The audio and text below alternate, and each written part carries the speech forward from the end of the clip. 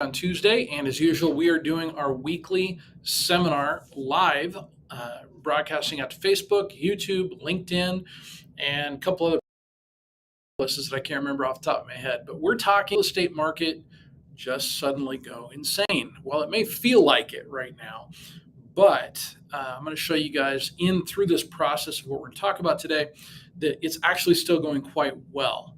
We are getting back to a more balanced market right now. Again, that way if you're trying to sell a house right now, but I assure you, we are getting back to a much more balanced market. Current inventory right now is above 2 months. To give you some context, that was actually double what it was at the beginning of the year. And so that's why it feels like it's such a strenuous shift in the market right now, is because inventory is over doubled. But that's okay, because home prices, while we are seeing some market corrections as far as price adjustments downward, the entire market hasn't collapsed. And it's very different than the recession last time around in '08 and '09, because we were so overbuilt then and there were restrictions on lending that we're not going to have that same type of housing bubble pop right now. I get asked that question all the time. Short answer is we are not in a bubble. Now, I don't think you're going to lose any money on your house, because you may not be able to price it exactly where you want to, but if you bought here and you price it way up here, if you have to come down just a little bit, hey, you still made some money on your house. And on top of that, wherever you're going nationally, pretty much the same thing is really happening all across our country right now. So let's get into it. 9.5 things you need to know right now, even though the market may feel like it's imploding on you. The first thing, and I already kind of alluded to it, is pricing. We need to be really, really careful when we price right now, because the worst thing, and it happens to every single realtor out there, myself included on occasion, is that you can misprice a house. And you have to go back to the seller and say, hey, we were a little off with that. Here's some new research. Let's dial that back that pricing just a little bit so we can actually get your house sold and get your real estate goals accomplished. We normally use a tool called the Total Market Overview Report. I'm a big fan of it. I really like it a lot. It gives you a 6-month snapshot in the rearview mirror of exactly what's happened in the market as an indicator of where we are right now. While I still use that and our team still uses that, what we're finding, however, is that we have to do a lot more digging on the current comps out there, because the pricing has shifted so quickly on us in all of the markets we serve: Clark County, Southwest Washington State, the Portland, Oregon metro area, as well as the Oklahoma City area. All of those markets have shifted pretty dramatically, so our pricing has to shift along with that. So what your house may have sold for 6 months ago, it may be a little bit less than that now, depending upon your situation. We're finding a lot of unique properties that maybe kind of had some character to them, that sort of thing, that buyers were willing to take on 6 months to a year ago. They're not willing to take that on anymore unless it's the right price. So it goes back to pricing that house correctly and moving on and accomplishing those. The second thing you really need to know is the timeline. Now, the market can shift all over the place wherever it wants to. The timeline in a transaction, however, is going to remain the same. You get your house on market, you get it under contract where the buyer and seller both agree to the terms of the contract, and then from there, that's when the clock really starts. 3 days in, typically, depending on your location, earnest money is due. Earnest money is basically like a deposit on your house that the buyer brings. 10 days, calendar days in some states, business days in other states. 10 days in, that's when all the repairs and negotiations for those repairs are to be done. That's when the inspection takes place. If you need a pest inspection, a roof inspection, all those different things in there. We help you manage all of that, by the way, depending on which side of the transaction you're on. And then after those repair negotiations have taken place, that's when the lender really kicks in, unless it's a cash deal. That's when the lender comes and says, okay, hey, we've got to schedule the appraisal. We've got to get all the underwriting done for the loan, all of that good stuff. Now, if it's a cash deal, hey, we can close that out in as little as 14 business days. But when a lender is involved, as 85% nationally of transactions, lenders are involved, they're going to come in and create some more stipulations for that transaction. As well they should, because it's their money on the line, correct? And then at that point, we move to closing. Closing, a lot of people think, hey, it's when we go into the title company and sign the papers. Well, that's a part of it.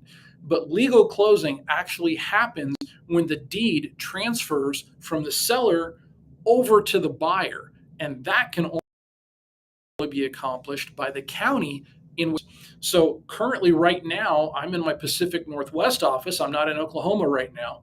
And here in Clark County, Southwest Washington, when those records go to the county, it takes anywhere from 2 to 5 hours for them to process, depending on how busy they are, for them to process those deed transfers. Once that happens and that deed is recorded in the buyer's name, the property has officially closed. So it's a little bit different than just going to the title company and signing your name, though that definitely is a part of it. So that's the timeline of a transaction. Another thing you really need to consider strongly when you're selling your house is photography. Photography is hugely important.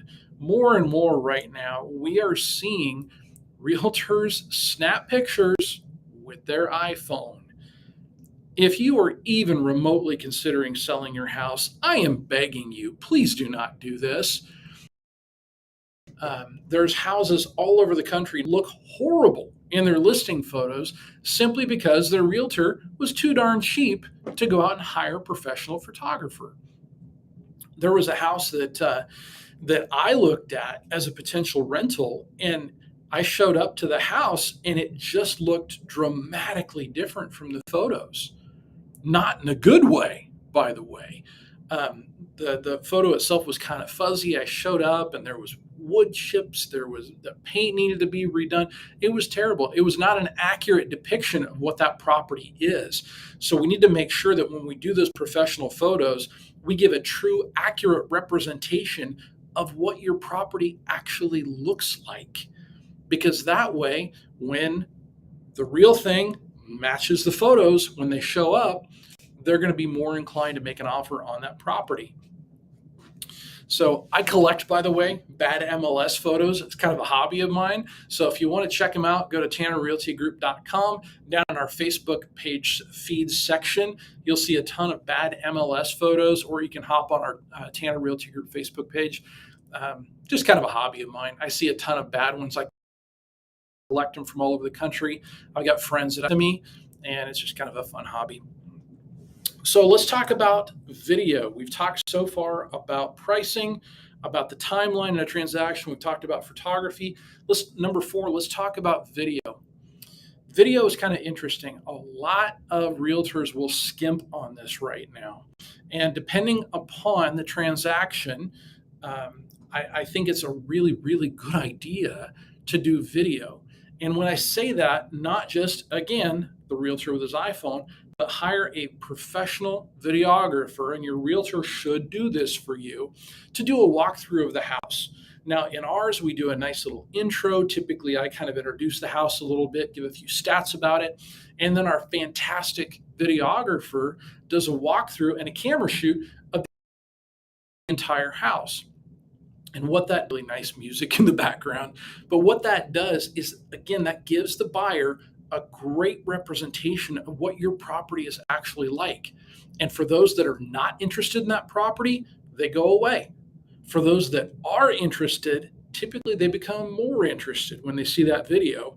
So they can go back and say, hey, you know what? I like that. That bedroom is exactly what I was looking for, or that bonus room is exactly where I wanted my big screen television, or whatever the case may be. But it's all about projecting the property accurately out to the general public and getting as many eyes on that as possible. We've reached as few as 2,000 people with our videos and as many as almost 20,000 with our videos. It truly depends on the property and what type of property people are interested in. So I would strongly recommend doing video. One thing I didn't anticipate when we first started doing that is drone work. we've started including this. Again, go to the Facebook page, tannerrealtygroup.com, and you will be able to see a ton of our drone work. Our videographer also has this drone pilot license, so that works out kind of nice. But we started using that because I thought, hey, this is kind of a cool thing to do. It's really kind of neat. It's a cool new thing. You get to see where the parks are. You get to see how close it is to the school, what the streets look like, all that good stuff. What I did not anticipate, however, and this is what we get the most comments on still to date about our drone work, is the condition of the roof. The first one we did this on in Camas, Washington, our videographer did a really cool upward shot looking down at the house. And the comments that we got back multiple comments, was, man, that roof really looks fantastic. Boy, those gutters are really clean. And I didn't expect that. So now we kind of run with it, and we make sure and show that roof in every video that we do so people can see the condition of the roof. And as you know, that's a pretty important thing because, hey, when we talk about a house, we talk about a roof over your head, right? So it's kind of an important thing to have. Number 5, let's talk about 3D tours. 3D tours are becoming more and more popular. Some people don't like them because they say they make them motion sick when they look at them. More often than not, though, I found that people really enjoy them. It's another avenue of exposure for that property. And if you haven't seen them, there's a whole host of companies that do these. We use one out of the Bay Area in California. We email them all the video for it, and they stitch together that 3D tour to make the house look very, very cool on the inside, to where you can virtually spin around and take a look at everything and walk through those different rooms. In addition, we also take it a step further, and we pay the company to come up with a 2D floor plan, as if it were a builder's floor plan. So you look at that and you can place where the couches are going to go, where you're going to put your artwork, where the doors are going to go, kind of the flow of the house, everything like that. So the 3D tours and the 2D floor plan are becoming increasingly important in selling real estate. And I would very much encourage you to look at those and to implement those. If you don't hire us, we're going to automatically do it for you. But I would strongly have your realtor do that, or at least ask them if they can do it, because that's an important part of people really taking a look at your property and finding out about it before they get in that front door. And that's important because, hey, selling a house sometimes, not real fun. Let's just be blunt, honest about it. It's not a good time a lot of times. And you want as few interested people traipsing through your house as little as possible. I would much rather have 5 interested parties than 50 people that are kind of looky-loos. You know what I mean? So let's get those 5 interested folks in there and make sure that they're seeing the property in a good light through the video, through the 3D, through the still photography, for the 2D floor plans, through all of those, to make sure that they get in and are interested in the property. So you definitely need to know when you sell a house is MLS representation. This is one of the key things that your realtor does for you. They make sure that your property is on the local MLS, multiple listing service, whether it's the regional multiple listing service in the Vancouver, Washington, Portland, Oregon area, or it's the MLS OK in Oklahoma, in the Oklahoma City area, to get that on there to make sure that all of the realtors in the area have access to that property and they can see it. Because each one of those buyer's agents or potential buyer's agents represents a whole host of people who might be interested in your property. So it's about getting as many eyes as possible on there so other professionals can see your property and make sure their clients know about it. It's a huge advantage that if you sell off on your own, you don't have. And the more eyes on your property, the more people are interested in your property, you can drive that pricing up and get closer to your real estate goals. And let's talk digital marketing a little bit. Hey, if you're watching this right now, either live, and I've seen people jumping in and out of the stream, or on the replay, our digital marketing is working. You're seeing me give this seller seminar because you either saw it on my Facebook page, on my LinkedIn page, on my YouTube page, whatever the case may be. So digital marketing is definitely the way to get the word out about your property. We get it out on Instagram, Facebook, believe it or not, TikTok. I'm on there. I'm not dancing, I promise. YouTube, we get our videos out all over the place because we want to make sure and give it the widest level of exposure possible. Now, you may be thinking, TikTok, why in the world are you on there? Isn't that for like little kids that lip sync and dance? Well, yeah, but there's also a bunch of folks that are on there that are first time home buyers, that are people that might want to be looking at your property for their parents, for their grandparents. Maybe somebody wants to downsize, that kind of thing. So you want to make sure and get the word out as much as you possibly can through digital marketing. Here's another thing about digital marketing you really want to know. Make sure your realtor pays for the ads. Don't just have the realtor put it up there to his family and friends, his or her family and friends, because that's not going to do any good. Hey, don't get me wrong. My mom sees all of my stuff online, okay? Oh, Michael, that's so nice. She'll text me. That's great. But my mom's not going to buy your property. So I actually need to pony up the money to get the word out about your property so as many people see it as possible. My family and friends, odds are, aren't going to be the ones statistically to buy your place. However, if I can get thousands upon thousands upon thousands of people taking a look at your place, we've got a really good strong offers on that. So make sure it's a pay to play type realtor, that they actually put their money where their mouth is, and they don't just put it out to family and friends, but they make sure and pay and advertise it professionally out on digital marketing. That's huge. So the next thing that you really want to bring to the table, or have your realtor bring to the table in a real estate transaction, is the transaction coordination.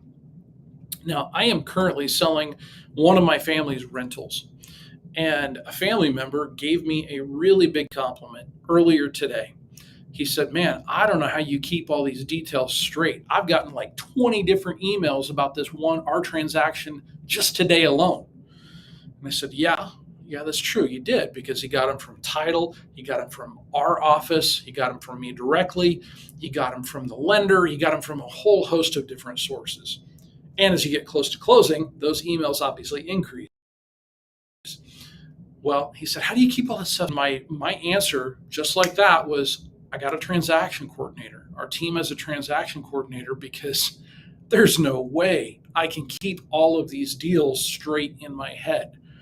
You get over more than about 2 deals a month, and there is no way you can keep all those details straight. There's simply too much communication going on. You need a realtor that's got some backup, that can look at a whiteboard with the team and say, okay, here's this one, here's this one, here's this one, and walk through that transaction coordination steps, because otherwise too many details are lost. And simple truth is, most realtors, those of us in sales, not real great with details. We need that kind of backup to make sure that we're not only nice and friendly to the clients and we're getting the job done, but the contract, from contract to close, is getting taken care of in a very detailed manner. Because if it's not, the contract can go sideways and the whole thing can be ruined if those details are not covered. So transaction coordination is key in any real estate sale. Now, what turns off potential buyers? Let's talk about number 9 real quick. What turns off potential buyers? I can tell you, anything polarizing. The old keep your house as neutral as possible still holds true. Unfortunately, and we're seeing it this week even more, our country is very, very divided. And that saddens me. It truly does. However, I also don't want that division in our country to ruin your real estate sale. And neither do you. I've had people that are maybe very liberal leaning be offended by something conservative in someone's house. I've had very conservative people that maybe see something kind of on the more progressive side. They're deeply offended by what they see. You know what they have in common? Both of those parties leave the house and the deal's over before it even starts. You don't want to put yourself in a position to where our politically divided country plays into your real estate deal. Make sure you have your house as neutral as possible. You know what? If you're a big political supporter one way or the other, I don't care. You're not hiring me to be a political supporter for you. If you are, I'm not going to do it. I'm a libertarian. I don't like either anybody politically, I should say that. Sorry about that.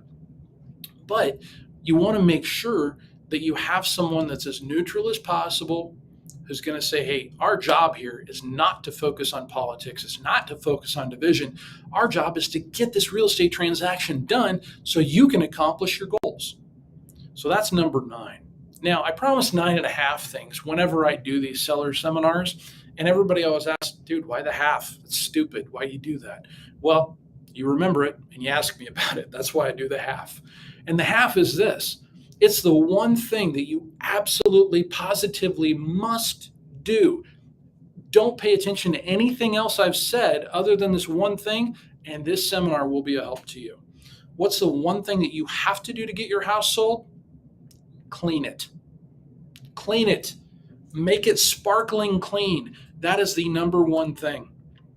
If you have the ability to hire cleaners to come in and do a deep clean on your house, I would strongly recommend it. You know, old school wisdom is, oh, fresh baked pie or a plate of cookies so that aroma fills the air. Well, hey, you do that in downtown Portland or somewhere, somebody's gluten allergy is going to go off and you may have to administer an EpiPen in your house. You don't want that. Also, I'm kind of a cynical person. I mean, I'm sorry, I am by nature. I'm a little cynical. And so when I walk in, if there is a scent that strong, my first thought is, oh man, what are they trying to cover up? What, a skunk die in here or something? And so you want to make sure that your house smells as clean as you can possibly get it to get the best chance of selling your house. I would much rather come into the strong scent of Pine Sol, like old school Pine Sol, rather than cookies any day of the week, just because I know that somebody's put some cleaning effort into that house. It still can, on occasion it can, but by and large, as long as that house smells clean, it's going to sell better. Hey, thanks so much for joining us today. We do these little 25-minute seminars you can pop in and out of. You can also catch us on the replay. We do these live on Tuesdays at 4 o'clock. We do a buyer seminar live on Wednesday at 4 o'clock, brought to you by Austin Cassidy, one of our fantastic buyer agents. He also lists house too, but he does the buyer seminar. And then we do a replay of this very seminar on Thursday nights at 7 o'clock, and we do a replay of the buyer seminar at 7 o'clock on Friday night. So we're also going to be having in some guest speakers over the next few weeks. We're going to have some of our lender partners in, and you really won't want to miss that. And we're going to broadcast that on their pages as well. Hey, if I haven't had the chance to meet you yet, I would love to do so by phone, email, text. Please feel free to reach out. And Realty Group, have a great night, and thank you so much for attending, whether you're attended live or catching us on the replay. Have a great day.